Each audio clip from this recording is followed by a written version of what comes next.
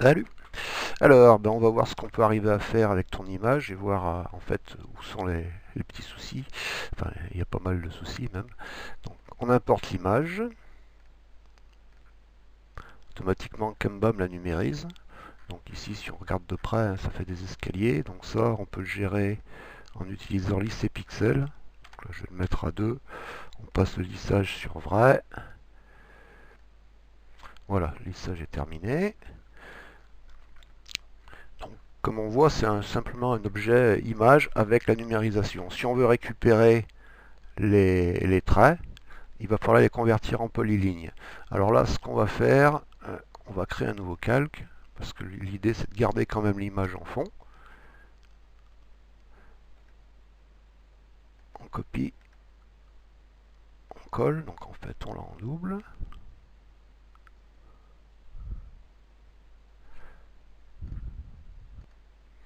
Voilà. Alors, cette image maintenant, je vais la convertir. Alors ça, je vais cacher ce calque pour l'instant. Donc, je le sélectionne, touche espace. On voit qu'il est en grisé. Ça, maintenant, je vais le convertir en polyligne. Convertir en polyligne. Et voilà, j'ai plus que des polylignes. Le problème, bien sûr, c'est que il va falloir que j'ai quelque chose de fermé. Et là, c'est beaucoup de travail manuel pour arriver à en tirer quelque chose. Donc, si je raffiche mon calque, je vais désactiver l'affichage des vecteurs pour ne garder que l'image. Voilà. Et je vais la mettre, je passe le calque dessous.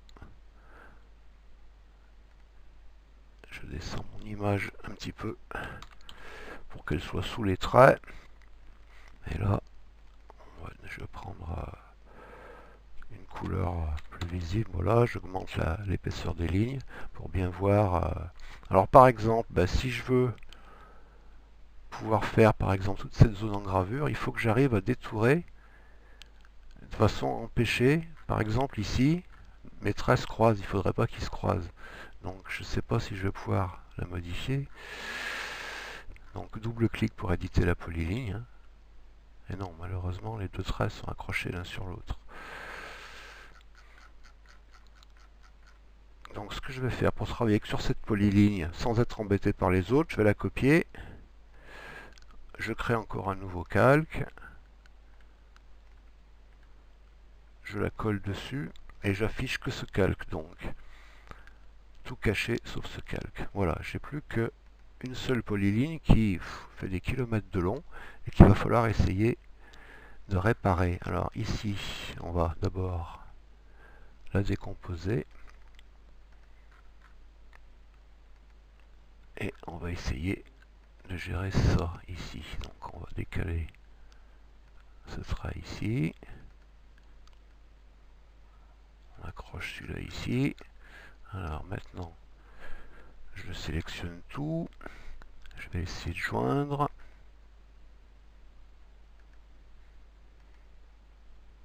Ah, j'ai deux polylignes. Donc j'en ai une au milieu et j'en ai une à l'extérieur. Alors maintenant, avec ça, ce qu'on va devoir faire pour avoir que les traits entre les deux, on va sélectionner, on va convertir en région. Autrement dit, une région, c'est un contour avec des trous. Et là, on devrait pouvoir mettre une opération de poche.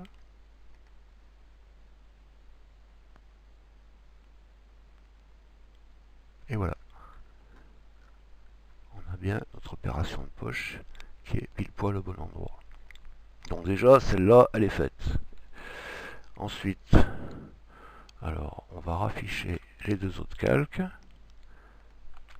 Alors, qu'est-ce qui nous manque? Il nous manque ça. Celles-ci, elles sont déjà fermées, apparemment.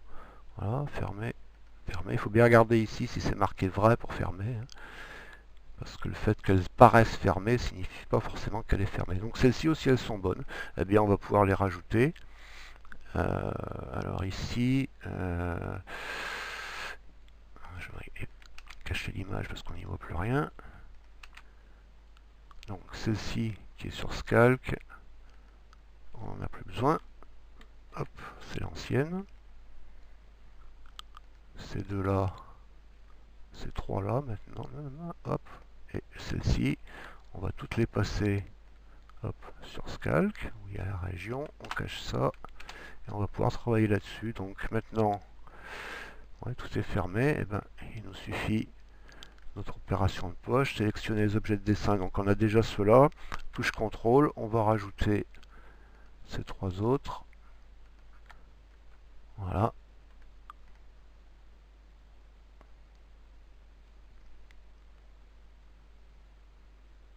Alors bon, si ceux-ci sont pas remplis, c'est parce que la fraise est trop grosse, hein, j'ai une fraise de 3, maintenant si on prenait une fraise plus petite, ça irait mieux.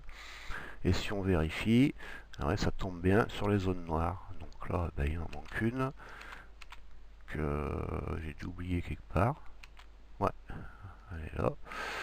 Donc ben, hop, on la met ici. On recommence, sélectionner les objets de dessin, on ajoute ça. On valide, touche entrée. Et là, ce qu'on va faire, pendant que les polylignes sont sélectionnées, voilà, il y a énormément de points qui la constituent.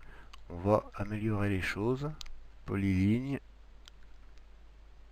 insérer des arcs, tolérance, on va mettre 0,05. Et on a des polylignes un petit peu moins complexes. Voilà, si je régénère ma poche.